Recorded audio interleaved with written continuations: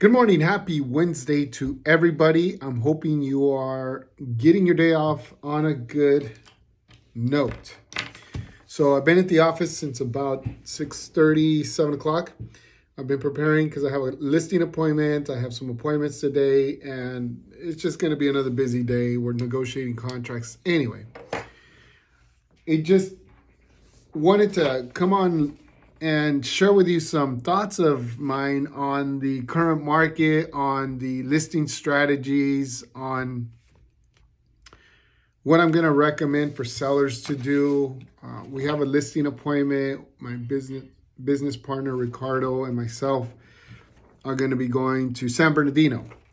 It's a nice property. It's a 3-bedroom, 2-bath, 1,306 square feet. The house was built in 1957. It's north of the 210 near the 215 area. And so we're going to go talk to this nice lady.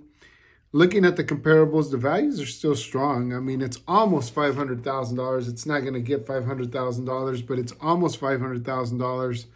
So she's probably going to be in the, I don't know, 475 range, maybe a little less, depending on her urgency. And so, that gets me to thinking what advice I give clients, especially with this changing market that everybody's freaking out about. Well, at least in the real estate industry, consumers aren't freaking out. They're more, hold on. Consumer, sorry, I have alarms for myself. This is how I manage my time, believe it or not.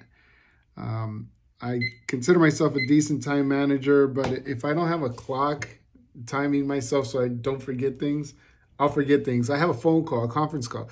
Every morning I meet with the team, my team, and we do what is called a quick huddle, and we discuss our goals for the day. Anyway, so, the clients aren't freaking out. They're just kind of freezing up. But, the majority of people that are freezing up aren't really as motivated as they should be.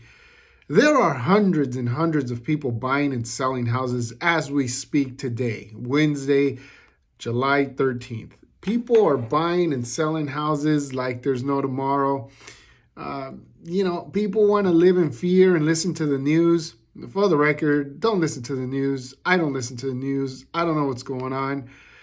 Unfortunately, I really don't have time. But nonetheless, if we get invaded by Russia, I'm sure somebody will text me and say, hey, we're getting invaded. Oh, okay, so I guess I better go protect myself.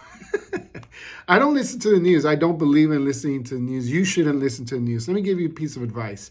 Don't listen to the news. Okay, so what is the situation with the values, right? I guarantee you if this lady would have put her house on the market back 6 months ago, a year ago, maybe she would have got a little over 500,000, maybe, right? Maybe.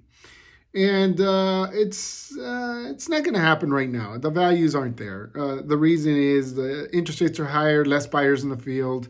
Inventory of homes is going up. Her competition is 4 other houses.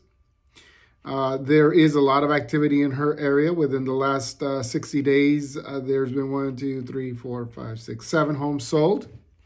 Good amount of comparables. The median price is $478. So of homes sold, $478. Think about it this way.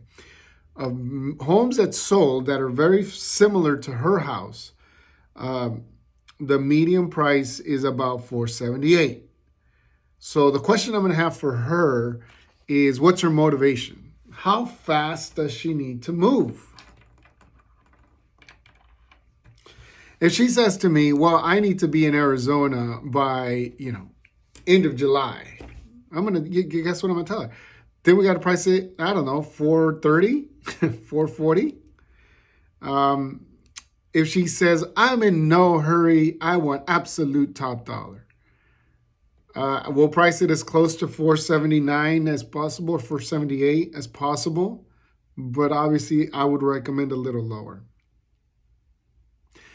If she says, I'm not in a hurry, but I can't sit here all day either, Then I have to look at days on market. Right now, the average days on market of active homes is 25. So I'm going to ask her, how long do you want to wait? And she says something like 60 days. Okay, well, fair enough. Then we can stay at or about 479, 478, but I would never want to stay right at market value. So we come to that. Then you have to decide. Then you have to compare to what your competition is, right? So there's 4 houses that are active, which are essentially her competition. Okay?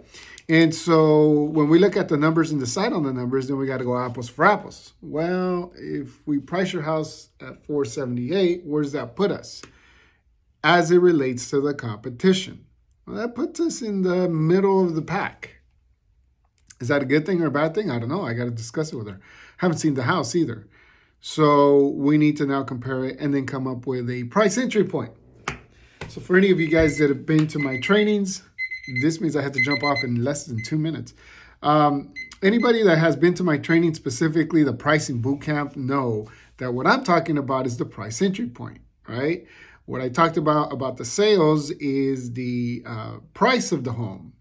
And what I talked about her value is the value of the home. Okay. So anyway,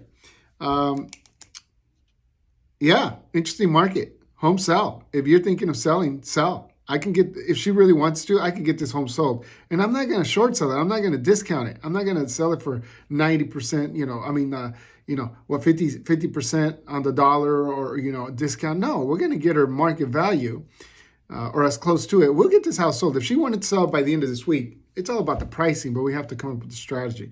So it comes down to a good conversation with her, comparing the numbers and making sure that you know what you're getting into.